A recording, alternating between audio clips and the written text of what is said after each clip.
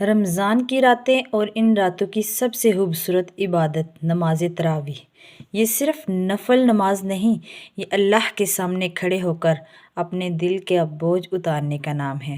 نبی کریم خاتم النبیین صلی اللہ علیہ وآلہ وسلم نے فرمایا، جو شخص ایمان اور ثواب کی نیت سے رمضان کی راتوں میں قیام کرتا ہے، اس کے پچھلے گناہ معاف فرما دیے جاتے ہیں۔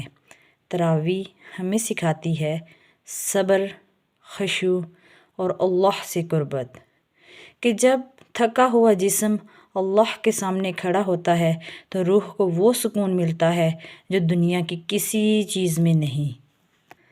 ہر رکعت ہمیں یاد دلاتی ہے کہ قرآن صرف پڑھنے کے لیے نہیں بلکہ زندگی بدلنے کے لیے نازل کیا گیا ہے۔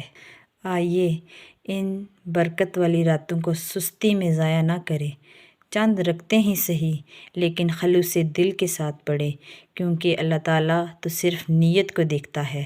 جنت کے رستوں میں سے سب سے خوبصورت رستہ نماز تراویح ہے۔